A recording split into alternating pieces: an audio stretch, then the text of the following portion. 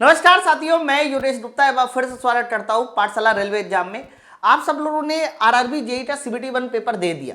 उसमें total 9 shift में paper हुआ था और अगर मैं बात करता हूं साइंस के क्वेश्चन की तो 30 क्वेश्चन 8 शिफ्ट में 8 सेट में आए हैं। तो अगर देखा जाए तो 30 × 9 यानी 270 क्वेश्चन साइंस के हैं। उसमें मुझे कई सारे क्वेश्चन गलत नजर आए। हो सकता है वो क्वेश्चन आपकी शिफ्ट का गलत हो, तो आप सब लोग इस वीडियो को पूरा देखें।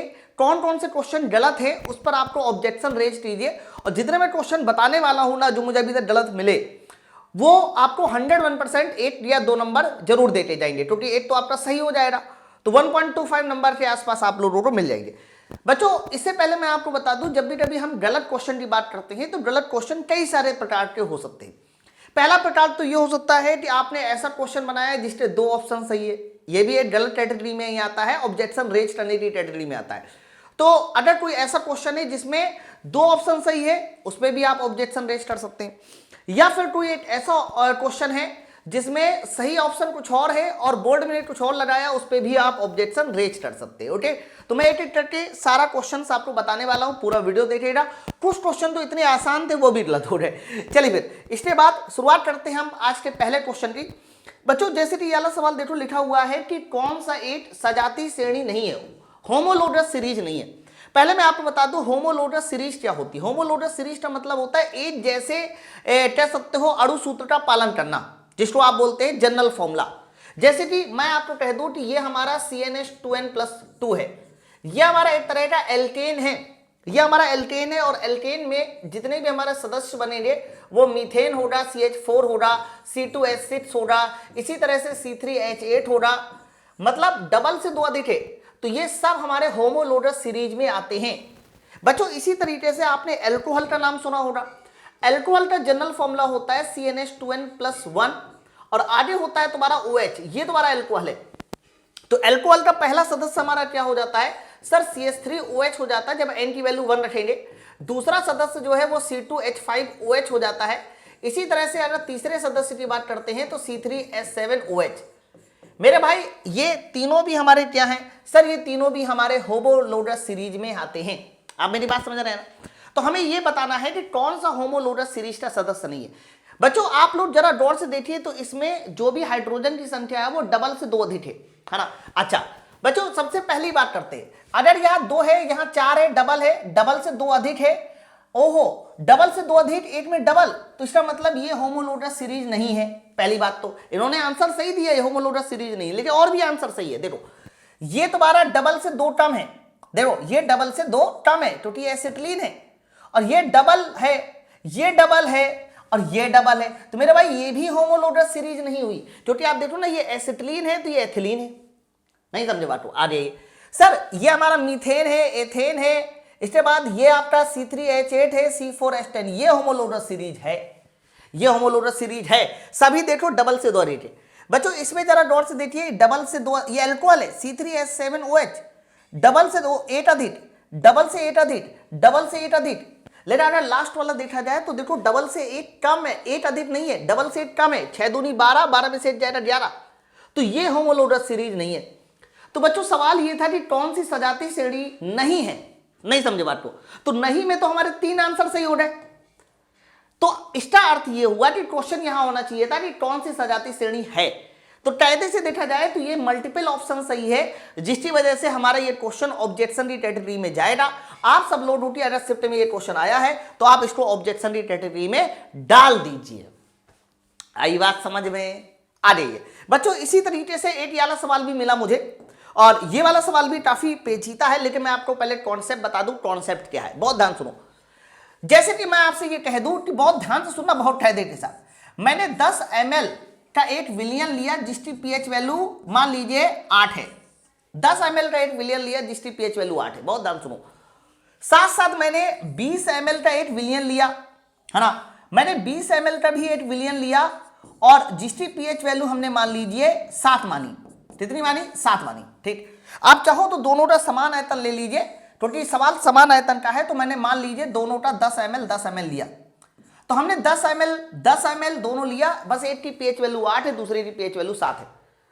तो बताइए अगर इन दोनों का आपस में मिक्स कर देते हैं तो मिक्सचर की pH वैल्यू कैसे निकाली जाएगी? तो बच्चों अगर मैं इन दोनों को मिक्स कर दूं तो मिक्सचर की पीएच वैल्यू निकालने के लिए हमें क्या करना पड़ेगा कि सबसे पहले तो हमें पहला वाला आयतन इंटू पहली वाली पीएच वैल्यू प्लस दूसरा वाला आयतन इंटू दूसरी वाली पीएच वैल्यू और डिवाइड बाई, ध्यान रखना, दोनों आयतन का योगफल, ये करना होता है। ये बिल्कुल ठीक वैसे ही है जैसे आप मिक्सचर का फॉर्मूला इस्तेमाल करते हैं। बच्चों 10 ml तो 10 गुणे 8 हो जाएगा यहां पर, फिर इसके बाद यहां पर 10 ml 10 गुणे 7 हो जाएगा मेरे भाई, 10 प्लस 10 यहां 20 हो जाएगा। जब आप इस पूरी कैलकुलेशन को सॉल्व करेंगे तो ये पूरी कैलकुलेशन 7.5 पीएच वैल्यू आपको देते जाएगा। समझ आया? अब सवाल पढ़ते, यदि किसी विलियन का पीएच मान 8 है, देखो किसी विलियन का पीएच मान 8 है, फिर समान आयतन का मतलब हमने दूसरे का भी आयतन समान कर दिया, पानी के साथ इसको डाइल्यूट किया जाता है, पानी की पीएच वैल्यू 7 होती है, तो बताओ पीएच वैल्यू पे क्या प्रभाव पड़ेगा। तो अगर हम समान आयतन का 8 पीएच वैल्यू और 7 पीएच वैल्यू वाले विलियन को मिलाते हैं तो जो नेट पीएच वैल्यू आती है वो हमारी 7.5 आ जाती है, अर्थात जो पहले पीएच वैल्यू 8 थी वो पीएच वैल्यू घट जाती है। तो बात तो यहां पर विलियन की हो रही थी ना। अब पहला आंसर लिखा उदासीन हो जाएगा। उदासीन कैसे होगा सर? उदासीन तो तब होता है जब नेट पीएच वैल्यू 7 आती, आई तो 7.5 है। पीएच समान रहेगा, गलत है सर। पीएच घट जाएगा, ये सही है सर। पीएच बढ़ जाएगा, गलत है सर। तो इस सवाल का जो सही आंसर होना चाहिए मेरे भाई वो कितना होना चाहिए सर? वो हमारा आंसर होना चाहिए ऑप्शन नंबर 3, जबकि इन्होंने दिया है हमारा फर्स्ट। तो ये ऑब्जेक्शन की कैटेगरी में जाएगा। आप इसको इसकी फोटो खींचकर भी डाल सकते हैं। ये सोल्यूशन ले लीजिए ना, सोल्यूशन की फोटो खींच के डाल दीजिएगा, क्योंकि उसमें फोटो वोटो अपलोड करनी होती है ना। हाँ, तो कई बार क्या होता है कि कुछ ऐसे क्वेश्चन आ जाते हैं जिनका जवाब आपको एनसीईआरटी या गूगल में नहीं मिलता, तो आप उसका करेक्ट सोल्यूशन लेके फोटो खींच के भी डाल सकते हैं, ध्यान रखना।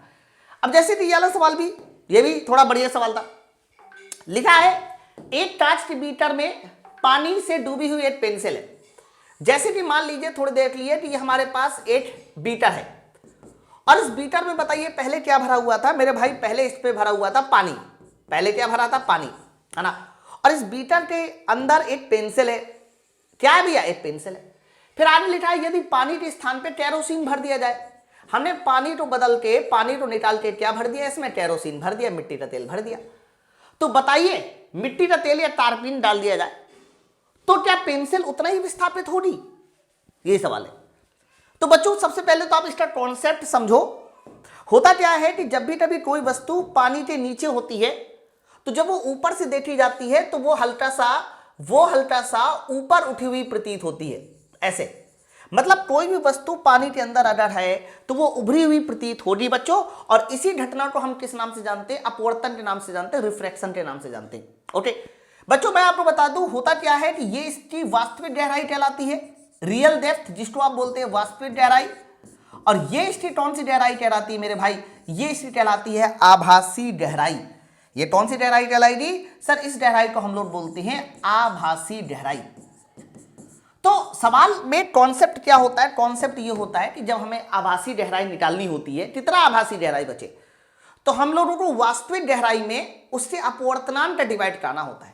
हाँ, तो बच्चों पानी ध्यान रखना, पानी का अपवर्तनांक सबको पता होना चाहिए 1.33 होता है और केरोसिन इसका रिफ्रैक्टिव इंडेक्स 1.44 होता है। ध्यान रखना, ये याद करना पड़ेगा। आगे बात सुनो बच्चों, वास्तविक गहराई चलो हम लोग यहां पर 10 सेंटीमीटर मान लेते हैं कि वास्तविक गहराई 10 सेंटीमीटर है। तो हम पानी में जरा आभासी गहराई निकालते हैं और एक बार केरोसिन में निकालते हैं। तो बच्चों अगर हम पानी में आभासी इसकी गहराई निकालेंगे पानी में, तो वास्तविक गहराई ऊपर होता है, अपवर्तनांक नीचे होता है। ये पानी में आभासी गहराई हो गई। लेकिन यदि यही आभासी गहराई हम किस में निकालेंगे? केरोसिन में निकालेंगे, तो वास्तविक डिवाइड बाई 1.44 यानी अपवर्तनांक। तो मेरे भाई अगर आप गौर से देखो तो इसमें जो भी वैल्यू आएगी और इसमें जो भी वैल्यू आएगी, भाई आप देखो इसमें 1.33 डिवाइड हो रहा है, यानी इसमें वैल्यू ज्यादा आएगी, और इसमें 1.44 का डिवाइड आ रहा है, इसमें वैल्यू कम आएगी। समझो, लेकिन अंतर तो पड़ेगा ना। तो यहां पर वैल्यू ज्यादा आएगी और यहां पर वैल्यू कम आएगी। बहुत ध्यान सुनो भाई। तो इसका अर्थ क्या हुआ सर? इसका अर्थ ये हुआ कि आभासी गहराई तो यहां पर भी बनेगी ना, फर्क तो यहां पर भी आएगा ना। अब ऑप्शन पढ़ते, पहला आंसर है कि अगर केरोसिन डाल देंगे, नहीं पेंसिल सीधी दिखाई देगी, गलत। बच्चों पेंसिल सीधी तभी दिखाई देती जब आभासी गहराई और वास्तविक गहराई बराबर होती। वो तभी पॉसिबल है जब यहां 1.44 नहीं 1 से डिवाइड होता अर्थात निर्वात या एयर की बात हो रही होती, तभी पेंसिल सीधी दिखाई देती। हाँ, विस्थापन समान रहेगा गलत, विस्थापन समान बिल्कुल नहीं है। पानी में देख लीजिए ज्यादा है, तारपीन में कम है। नहीं, विस्थापन अलग अलग होगा, हाँ ये एकदम सही, विस्थापन अलग अलग होगा। हाँ, यह पानी की तुलना में अधिक विस्थापित होगी, गलत। देख लो, पानी की तुलना में अधिक विस्थापित नहीं हो रही, देख लीजिए पानी की तुलना में कम विस्थापित हो रही है। आप बात समझ पा रहे हैं कि नहीं समझ पा रहे? वो कम है ना, वो कम है, समझे ना बात को? तो इसलिए ये वाला उत्तर बिल्कुल भी नहीं होगा। आप कह सकते हैं नहीं, विस्थापन अलग अलग होगा। ये वाले आंसर तो मेरे हिसाब से टिक करना चाहिए था। ऊपर वाला आंसर तो पूरी तरीके से गलत है, पूरी तरह से गलत है, ये बात बोल लो, ठीक है। तो अपवर्तनांक अलग अलग होने की वजह से अलग अलग विस्थापित होगी। इसका ऑप्शन थर्ड होना चाहिए था। नेक्स्ट आइए, ले लीजिए, ये देखिए, ये वाला सवाल भी बड़ा प्यारा है। मैंने इस पर जो है ना एक एनालिसिस किया हुआ है, क्योंकि हर एक पॉइंट का हम लोग एनालिसिस करते हैं, तो वो एनालिसिस भी मैं आपको बता दूं।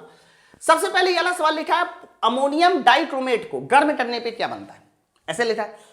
तो बच्चों सबसे पहले आपको रिएक्शन पता होना चाहिए कि अमोनियम डाइक्रोमेट होता क्या। तो अमोनियम मतलब क्या हो गया? अमोनियम मतलब हो गया NH4 का होल ट्वाइस, और डाइक्रोमेट हो गया हमारा Cr2O7। ये देखिए, तो ये हमारा अमोनियम डाइक्रोमेट हो गया। जैसे पोटेशियम डाइक्रोमेट होता है Na2Cr2O7, उसी तरह से अमोनियम। तो बच्चों अगर मैं इसको अगर गर्म करूंगा, तो गर्म करने पर हमें क्या कंपाउंड मिलना चाहिए भैया? क्रोमियम भी मिलना चाहिए, नाइट्रोजन, हाइड्रोजन सब मिलना चाहिए। अब जैसे पहला आंसर है क्रोमियम ऑक्साइड और नाइट्रोजन, तो बच्चों क्रोमियम ऑक्साइड और नाइट्रोजन आ गया, तो हाइड्रोजन कहां चला गया? और इन्होंने आंसर दिया है नाइट्रोजन, ऑक्सीजन और क्रोमियम ऑक्साइड। तो बच्चों नाइट्रोजन में नाइट्रोजन आ गया, ऑक्सीजन आ गया, क्रोमियम ऑक्साइड में हाइड्रोजन कहां चला गया? नहीं समझे बात को? तो ये वाला उत्तर इनका गलत है। अब मैं आपको बता दूं बनता क्या है। सबसे पहले बनता है क्रोमियम ऑक्साइड यानी Cr2O3, chromium oxide. Chromium oxide के साथ साथ ध्यान रखना नाइट्रोजन बनता है N2, और साथ साथ ये जो 8 हाइड्रोजन है ना, ये 4H2O बनाकर बाहर चले जाते हैं। 4 3 7, 7 ऑक्सीजन हो गया, 2 नाइट्रोजन हो गए, 4 हाइड्रोजन, 8 हाइड्रोजन हो गया, 2। ये बनता है कंपाउंड, ये कंपाउंड बनते हैं। नहीं समझे? तो नाइट्रोजन, ऑक्सीजन, ऑक्सीजन तो कहीं बना ही नहीं ना, तो इसलिए ये सवाल गलत है यार, ऑक्सीजन गलत है। अब क्रोमियम ऑक्साइड और नाइट्रोजन, चलो ये सही हो सकता है, हम पानी छोड़ दे थोड़ी देर के लिए। फिर ऑक्सीजन तो कहीं बन ही नहीं रहा है, क्रोमियम ऑक्साइड और जल, ये भी सही हो सकता है।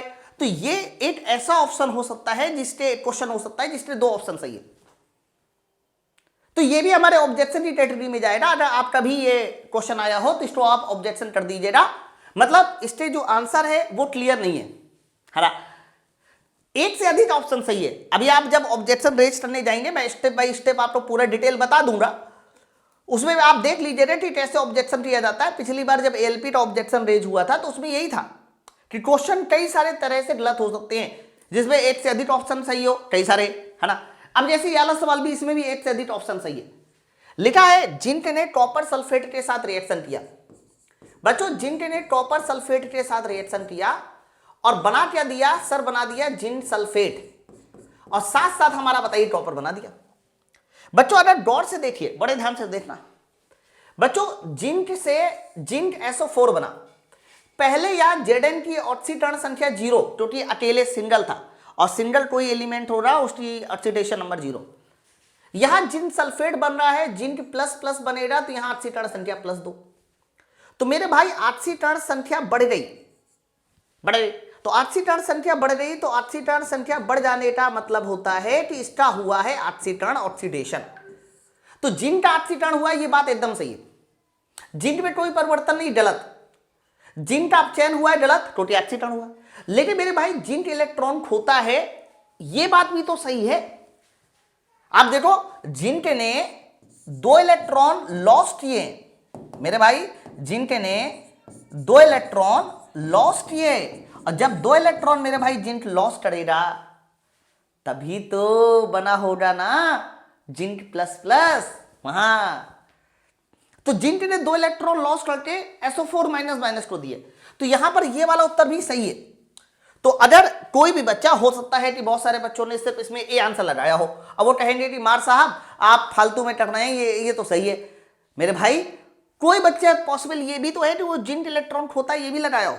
मतलब मेरे हिसाब से, मैं टीचर होने के नाते बस आपको ये बता रहा हूं कि ऐसे कंफ्यूजन ऑप्शन जिसमें एक से अधिक ऑप्शन सही हो सकते हैं, वो रेलवे को नहीं बनाना चाहिए। तो इसमें भी दोनों चीजें हमारी सही हैं, ये भी सही है, ये भी सही है। और अब रेलवे क्या डिसीजन लेता है, कोई इस पे ऑब्जेक्शन रेज करता है या नहीं, वो आफ्टर डिसीजन, मैंने आपको बता दिया। ठीक है, चलो आ रही है। ओके, मुझे बच्चा इतने ही क्वेश्चन बस मिले थे अभी तक। वैसे अभी तक छोड़िए, मैंने पूरा पेपर ही देख लिया, इतने ही क्वेश्चन है। तो जिनकी शिफ्टों में ये सवाल आए हैं वो कर सकते हैं। बाकी जितने बच्चे आरआरबी, एएलपी, सीबीटी 2 की, आरआरबी, जेई, सीबीटी 2 की तैयारी कर रहे हैं, वो इन सारे के सारे ब्रांच के लिए हमारा इंजीनियर्स बैच ज्वाइन कर सकते हैं। ये ऐसा बैच होगा जिसमें सिर्फ और सिर्फ 1499 रुपए में आपको पूरे 150 नंबर की तैयारी कराई जाएगी। इसमें आप लोगों को electronic branch, electrical branch, mechanical और सिविल, मतलब आप ये समझो एक एक ब्रांच में कम से कम 4-4, 5-5 टीचरों ने पढ़ा रखा है, इस बात को समझ लो। और इसके साथ साथ इसके प्रीवियस ईयर क्वेश्चन की, मेरे भाई प्रीवियस ईयर क्वेश्चन की हमारे एप्लीकेशन पे फ्री ई बुक भी मिल जाएगी, फ्री ई बुक, वो भी प्रीवियस ईयर क्वेश्चन की। तो आप सब लोग माई पाठशाला एप्लीकेशन डाउनलोड कर लें और जेई सीबीटी 2 की तैयारी के लिए अपने इंजीनियर्स बैच को ज्वाइन कर सकते हैं। लेकिन ये डिस्काउंट आपको तभी मिलेगा जब आप इसमें कूपन कोड यूज करेंगे योडी10, ये कोड इस्तेमाल कीजिए और डिस्काउंट के साथ आप हमारे बैच को ज्वाइन कर लीजिए। फ्री ई बुक के लिए तो आप एप्लीकेशन डाउनलोड कर लीजिए माई पाठशाला। इसके अलावा अगर आप सिर्फ टेक्निकल ही चाहते हैं तो सिर्फ आपको टेक्निकल भी मिल जाएगा, चाहे कोई भी टेक्निकल हो। 999 में आप कोई भी टेक्निकल पढ़ सकते हैं अगर आपको नॉन टेक का बैच नहीं चाहिए तो। ओके, तो फिलहाल मैंने आप लोगों को जितने मुझे गलत क्वेश्चन नजर आए वो मैंने सब बता दिए, और आप सब लोग ऑब्जेक्शन रेज कर दीजिएगा। अगर ऑब्जेक्शन का प्रोसीजर भी नहीं क्लियर हो रहा तो मुझे कमेंट सेक्शन बता देना, तो मैं एक वीडियो और बना दूंगा जिसमें स्टेप वाइज, एकदम स्टेप वाइज मैं आपको ऑब्जेक्शन का प्रोसीजर भी बता दूंगा। ठीक है, साथ साथ आपके कितने नंबर आ रहे हैं, क्या आपका स्कोर आ रहा है, ये भी मुझे कमेंट सेक्शन में जरूर बताएं, जिससे कि मैं आपको एक और वीडियो दे सकूं कि आंसर की आने के बाद कितने कितने नंबर वाले जो है अपनी तैयारी को जारी रख सकते हैं। चलो फिर मिलते हैं हम लोग नेक्स्ट वीडियो में, तब तक के लिए thank you very much, thank you very much.